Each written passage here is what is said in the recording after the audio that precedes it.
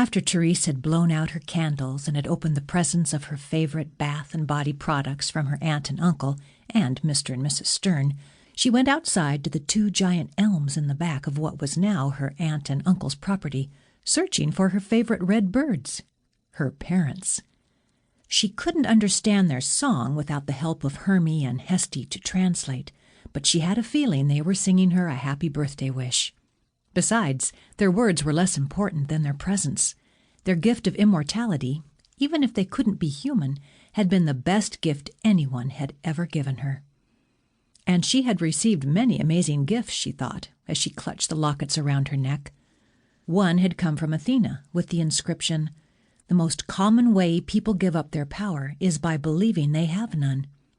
The other had been a Christmas present from her Aunt Carol, and it contained a photo of her parents on one side and a photo of Carol, Richard, and Lynn on the other.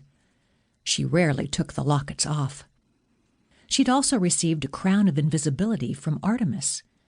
It wasn't as powerful as Hades' helm. The crown could only hide one from mortals, but it had come in handy over the years, especially when Jen had still lived at home. Perhaps the most useful was the traveling robe from Aphrodite.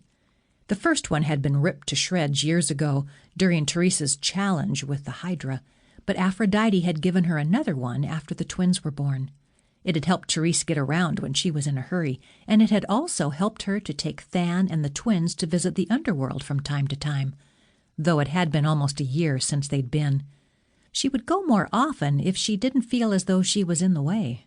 The gods were busy and rarely seemed to have time for Therese and her family.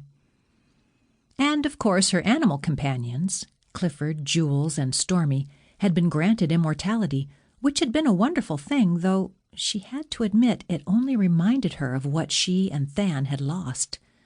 Now Jen rode Stormy across the skies, and Therese rarely saw him. And she worried about who would take care of Clifford and Jules once Therese and Than and the twins were in the Elysian fields of the underworld, living eternity in blissful oblivion. She blinked away her tears. 37. She was 37 years old.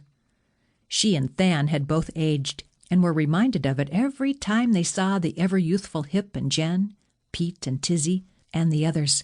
In fact, Therese now looked the same age as Persephone, and Than looked more like Hades' brother than his son. Maybe that was another reason they didn't visit the underworld often. She was brought from her reverie when she heard the twins around the corner on the deck at the side of the house. They seemed unaware of Therese as they sat at the table where Therese used to sit with her father to watch the deer, chipmunks, and wild horses that came out at sunset. "So what did Morpheus say to you, exactly?" Hestie was asking. "The gods are fighting," Hermie replied. "And Mom and Dad are in danger. I think he said we all are."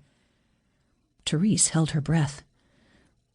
"Well, let's both pray for him tonight and see if we can find out more," Hestie suggested. Then Lynn spoke up. "You're in danger? And why would you pray to Morpheus?" Lynn had met Morpheus many times when he'd visited in human form, and she knew he was their cousin.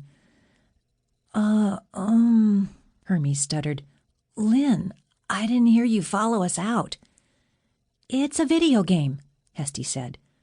"Why are you lying to me?" Lynn insisted. "Why are you in danger?" "It's cold out here. Don't you guys want to come inside?"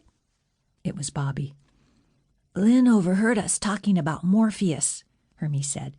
"We don't know what to say." "Why would the twins pray to your nephew?" Lynn asked. "I don't think they meant pray literally," Bobby said. "That's a new slang word. People say, 'I'll pray to you later,' and what they mean is, 'I'll text you later.'" Lynn said, and it sounded to Therese like she wasn't buying it. "But you still haven't said why you're in danger." Therese realized the time had come for Lynn to know the truth. It wasn't fair for the adults to keep putting their children in these sticky situations.